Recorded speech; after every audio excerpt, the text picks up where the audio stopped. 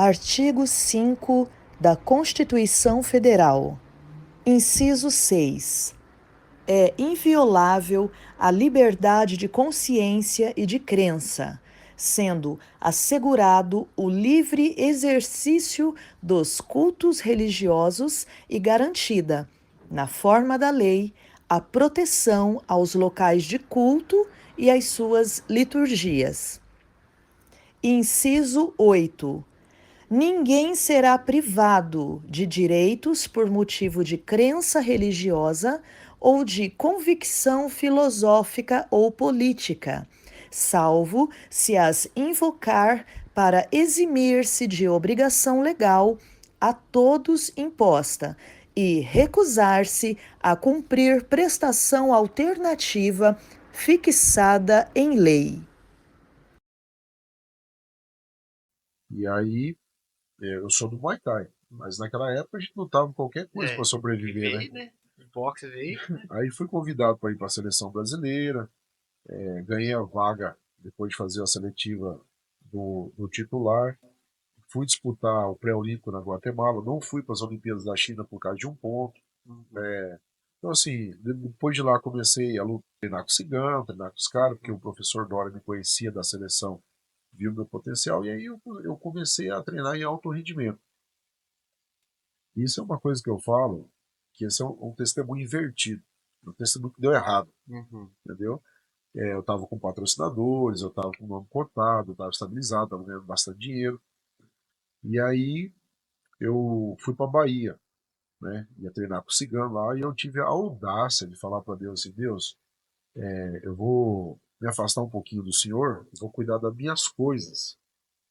E a hora que eu estabilizar de novo, eu volto pro Senhor. Mas, rapaz, isso foi a pior besteira que um ser humano, um crente, pode fazer. Chegando lá, já começou a dar tudo errado. O Cigano saiu de lá, foi pro Rio de Janeiro. Eu comecei a treinar, tinha alugado apartamento, tudo lá. Comecei a treinar, não tinha ninguém de ponta. E quando eu me vi, eu estava dando aula. Falei, tá totalmente fora do propósito.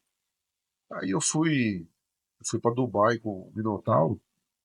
E o professor de jiu-jitsu, um dos professores que treinou o Cigano, ele era treinador lá no Corinthians, de MMA.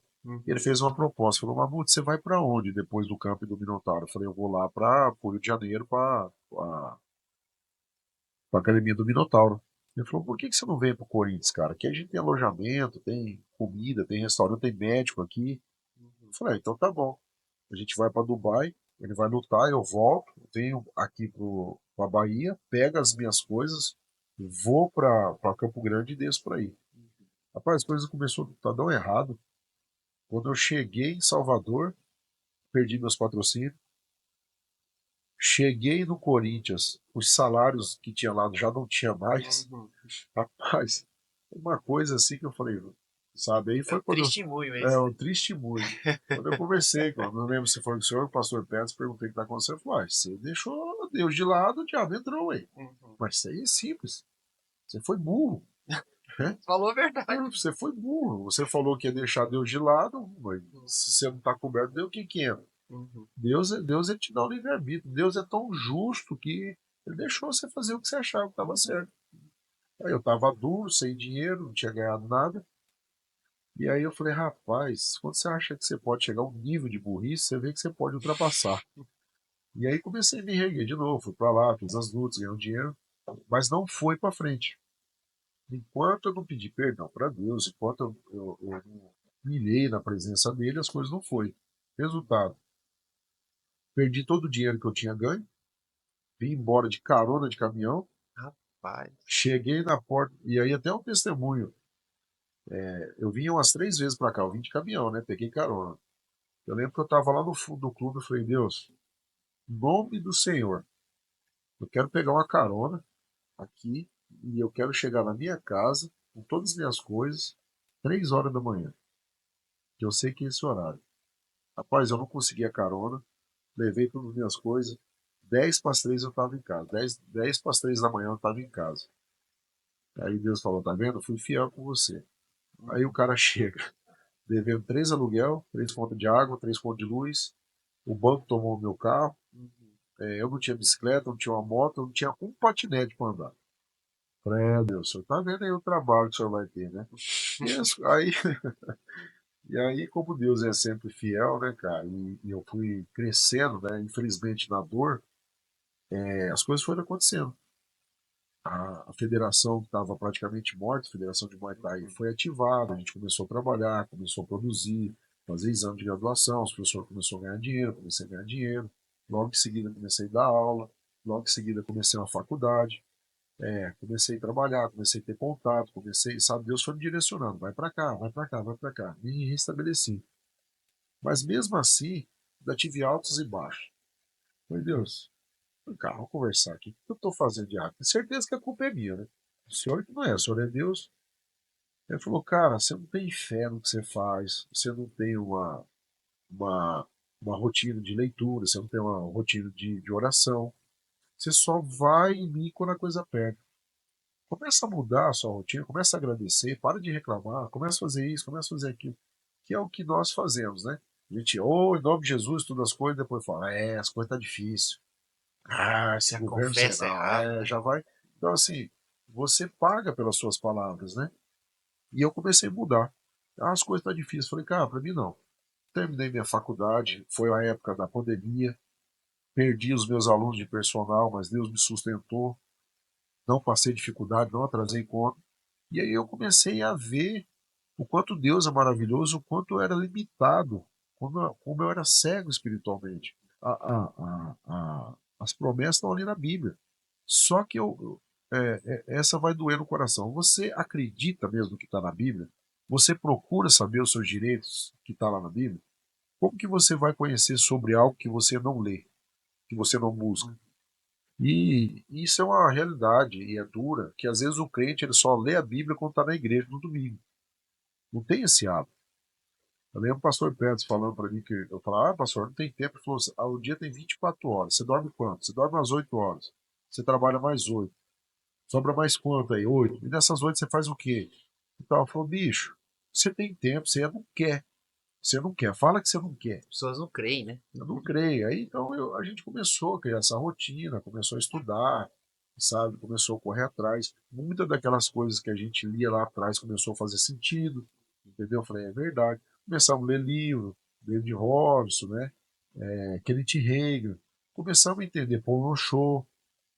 E aí a gente viu o que era um evangelho, o que eram as pessoas que viviam daquilo. Eu falei, mas vocês são capazes, a gente é capaz também. Sim. Estamos dispostos a pagar? Uhum. Então hoje, para dar uma resumida, eu tenho uma vida tranquila financeiramente, sou personal trainer, sou presidente de federação.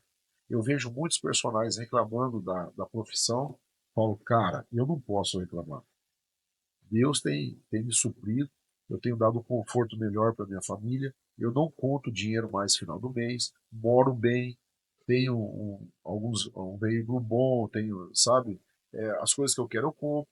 E eu tenho certeza que isso não é nem o começo do que Deus tem para mim. Amém. Então eu decidi que eu queria ser abençoado. Amém. E nós temos aí a graça, que é o favor imerecido. As pessoas não sabem nem o que significa graça. Eu perguntei para um amigo meu, você sabe o que é graça? Falou, graça? É de graça? Eu falei, não, você sabe o que eu estou falando. O que é graça? Não, não sei. Quando eu falei para ele o que era um favor merecido, ele falou, cara, nunca passou pela minha cabeça que era isso. Então as pessoas, quando leem, elas não estudam, elas não procuram aprender, elas não meditam na palavra. Então vai entrar pelo ouvido, vai sair pelo outro. E eu sempre falo uma coisa, as pessoas ficam meio assustadas. O diabo, ele não brinca de ser diabo. E o crente brinca de ser crente. E aí apoia do capeta. Ah, Deus não me ama. Ah, Deus me salvou. Cara, tá ali a Bíblia. Vai buscar os seus direitos. Porque o diabo não resiste à palavra de Deus. Então, eu tenho aprendido isso com o tempo. É fácil? Não é. Você está disposto a pagar o preço? Tô. Mas o processo tem que ser feito. E eu tenho que escolher isso. Eu tenho que ir atrás. E eu tenho que falar, Deus, eu sou dependente do Senhor, preciso que o Senhor me direcione para tal situação, para qualquer coisa. Eu vejo muito o Senhor falar, quando vai fazer um serviço, alguma coisa, pede direcionamento de Deus, quando vai aprender alguma coisa que não sabe. Tal. Sim. Isso é dependência de Deus. É bobeira? Eu não acho. Eu não acho. Faz totalmente diferença. Eu, quando não acho uma coisa em casa, eu falo, Espírito Santo, pelo amor de Deus, me ajuda onde que está esse trem. E dá 5 minutos eu acho. Então, até nas pequenas coisas, eu aprendi a ser dependente de Deus. E não foi sobre pressão. Não foi sobre, ó, você tem que ler a Bíblia. Foi, ó, Você que escolhe. É o caminho, né? É o caminho, tá aí. Você vai ler, você quer crescer, você quer ficar na mesa, você quer esquentar banco da igreja por quanto tempo? Você quer apanhar do diabo por quanto tempo? É a escolha. Tudo é escolha. E através disso foi o que eu cresci. Entendeu? Então, às vezes, o recado que eu dou, se você tá bem perdido, sem saber, a sua cruz você tem que carregar. É você que tem que ir atrás. Não bota a culpa no pastor, não põe a culpa na igreja. Ah, eu não gostei da pregação do pastor. Então, leia a Bíblia. Lá tem 800 milhões de pregação para você.